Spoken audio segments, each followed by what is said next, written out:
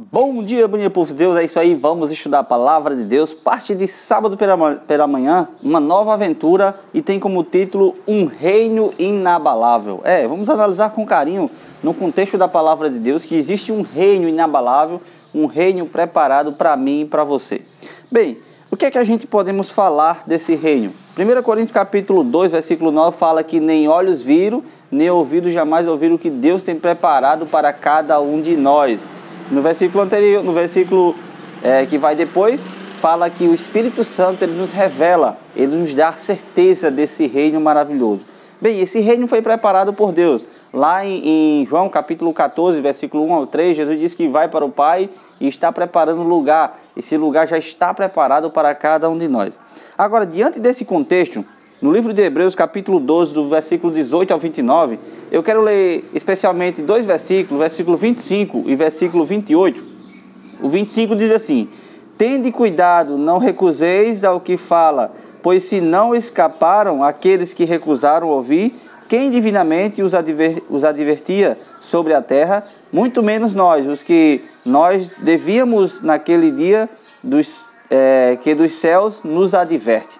Então aqui há um conselho para mim e para você. Existe uma geração que Deus falava da terra prometida, aquela Canaã que ali era Canaã que manava leite e mel, que o povo deveria e ia habitar ali. Eles foram advertidos sobre algumas coisas, só que eles não deram ouvido e infelizmente não chegaram à terra prometida.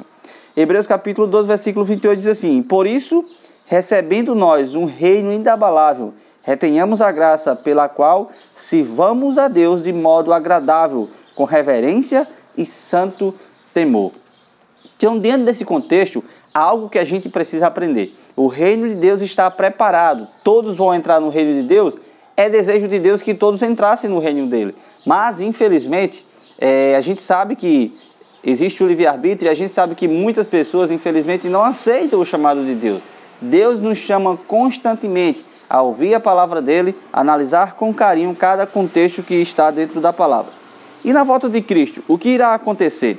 Olha, existem duas coisas que vão acontecer e eu sugiro que a primeira que eu vou ler, vocês estejam diante desse cenário. Mas para isso, precisamos fazer o que Oséias capítulo 6, versículo 3 fala: Conheçamos e prossigamos em conhecer o Senhor.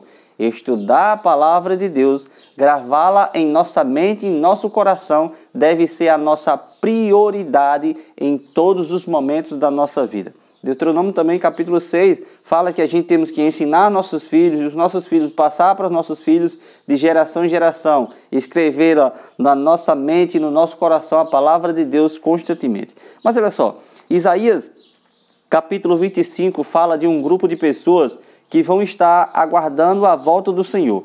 Mas existem palavras maravilhosas que saem da boca desse grupo de pessoas. E eu quero dizer, e eu quero convidar vocês a ler com carinho essa passagem, Isaías capítulo 25, versículo 9. Olha só o que diz Isaías 25, versículo 9.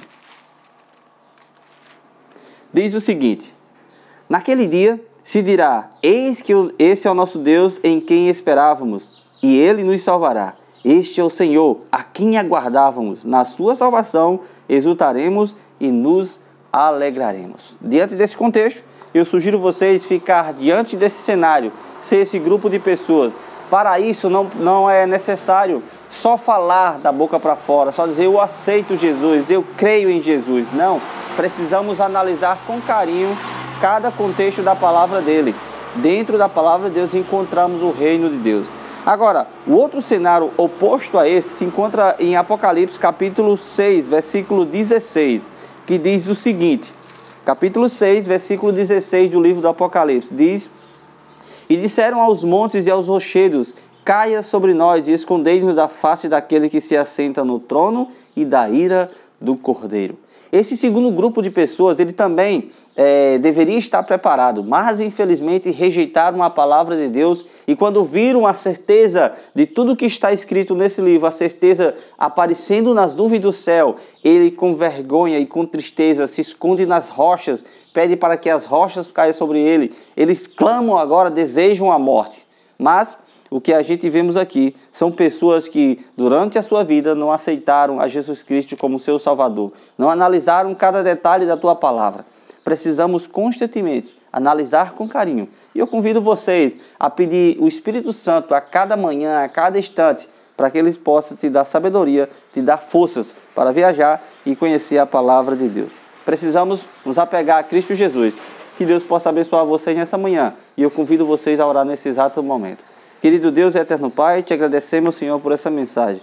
Que teu santo e bom Espírito venha habitar em nosso coração. Nos ajuda, Pai, a amar os momentos de oração, a amar o estudo da tua palavra, em nome de Cristo Jesus. Amém.